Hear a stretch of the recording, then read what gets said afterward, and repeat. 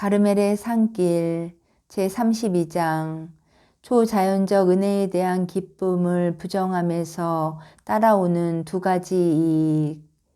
이 기쁨을 끊음에서 영혼은 이상 말한 세 가지 해악을 면할 뿐 아니라 훌륭한 두 가지 이익을 더 얻게 된다. 첫째는 하느님을 받들어 기림이고 둘째는 자기 스스로를 높임이다. 하느님께서 영혼 안에서 높이 받들어짐에는 그 길이 두 가지인데 첫째는 하느님 아닌 일체에서 마음과 의지의 기쁨을 떼쳐 오로지 당신 안에 두는 것이다. 이는 우리가 의지의 밤 첫머리에서 인용했던 다윗의 식구로서 그는 인간이 마음을 높이 가질 때 하느님은 높이 기려지신다. 시편 63장 7절에서 8절 라고 하였다. 마음이 일체를 초월하면 영혼은 스스로 높아지기 때문이다.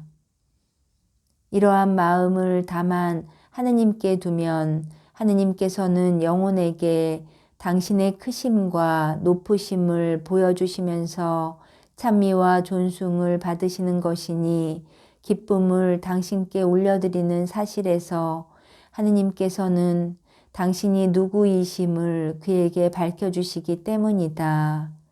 이런 일은 마음의 위로와 기쁨을 일체에서 비움이 없이는 불가능한 일. 다윗도 이를 가리켜 너희는 멈추어라. 그리고 알아두어라. 내가 하느님임을. 시편 45장 11절 이라 하였고 또 다른 대목에서 이 몸이 당신을 애타게 그리나이다. 물기 없이 마르고 메마른 땅에서 이렇게 제가 성소에서 당신을 바라보나이다.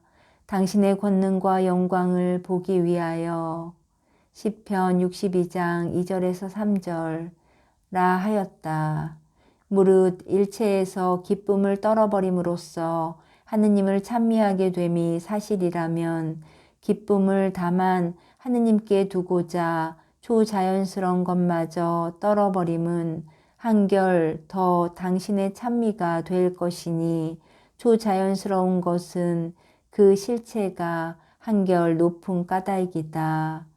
그런즉 기쁨을 오직 하느님께 두고자 이런 것을 버리면 예사로운 것으로 하기보다 훨씬 더 영광과 존숭을 하느님께 드리는 셈이 된다. 사람이 남을 위해서 값진 것을 값없이 보고 또 그러면 그럴수록 그만치 남을 위함이 끔찍한 까닭이다. 이 외에 둘째로는 이러한 것에서 마음을 땜으로써 하느님을 찬미하게 된다는 것이다. 기적과 증거가 없이 하느님을 믿고 섬길수록 그만치 더욱 영혼의 찬미를 받으시는 까닭이니 그런 영혼은 기적과 증거로 이해하기보다 훨씬 더 하느님을 믿는 것이다. 둘째 이익은 영혼이 스스로 높아짐에 있다. 밖에 나타나는 일체 기적과 증거를 마음으로 끊으면 순수한 믿음으로 높아진다 함이니 이 믿음을 아주 깊게 하느님께서 넣어주시고 키워주신다.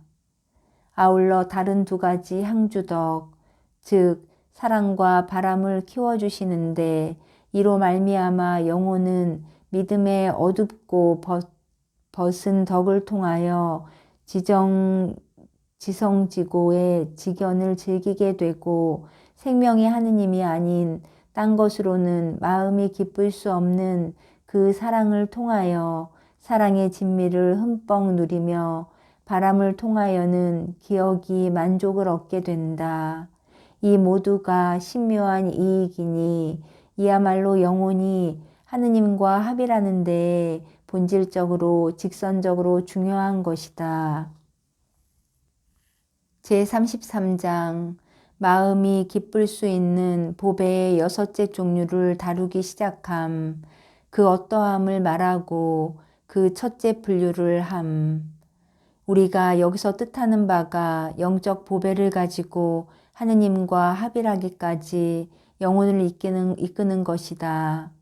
지금 다루어야 할 이 여섯째 종류, 즉 영적 보배는 매우 소중하므로 나나 읽는 이나 각별한 주의를 가지고 생각하지 않으면 안 되겠다.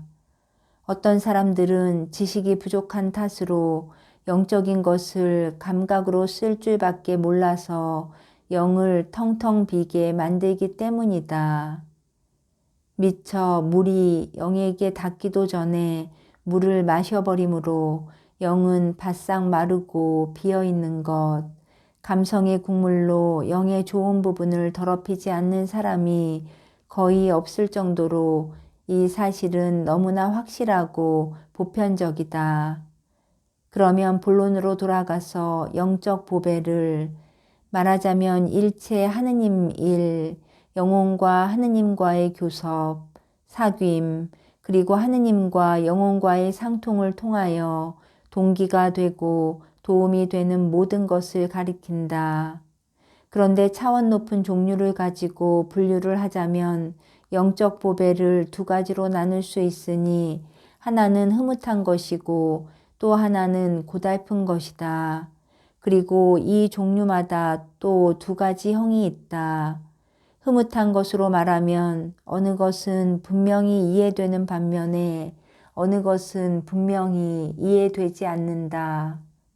고달픈 것 역시 어떤 것은 분명하고 구별되는가 하면 또 어떤 것은 아리송하고 어두운 것이 있다. 이 모두를 우리 영혼의 기능에 따라 구별할 수 있으니 지식으로 말하면 이성에 딸리고 애정으로 말하면 의지에 딸리고 상상으로 말하면 기억에 딸리기 때문이다. 고달픈 보배들은 수동적인 밤에 속하고 거기서 다루겠으므로 우선 제쳐두고 흐뭇한 보배도 아리송하고 분명하지 않은 것은 뒤로 미루어 두자.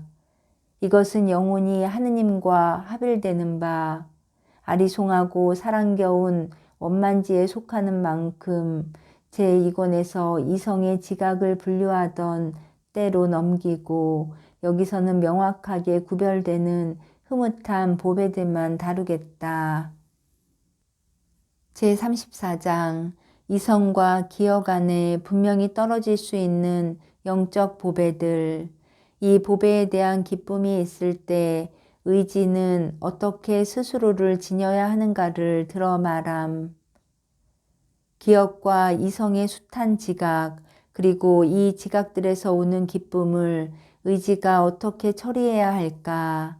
이 문제를 이 책의 제2권과 3권에서 길게 다루지 않았던들 무척 할 말이 많을 뻔했다.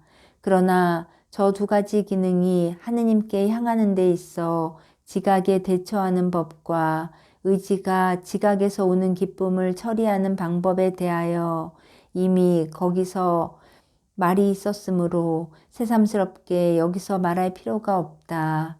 두 가지 기능이 이러저러한 지각을 비워야 한다는 것을 어느 대목에서 말하였듯 의지도 그러한 기쁨을 비워야 된다는 것이 그것으로 충분히 이해되기 때문이다. 그렇다면 기억과 이성이 모든 지각에 대처하듯이 마찬가지로 의지도 그래야 할 것이니 이성과 나머지 기능들이 무엇을 긍정하거나 부정하거나 함은 의지가 없이는 불가능한 만큼 하나의 기능에 대한 교훈이 다른 하나의 기능에도 통용될 것은 분명하다. 따라서 이런 경우에 어떻게 해야 될까 하는 문제는 거기를 참조하는 것이 좋다. 왜냐하면 저 모든 지각에서 의지의 기쁨을 하느님께 향할 줄 모르면 거기서 일러둔 해악이나 위험에 빠지겠으니 말이다.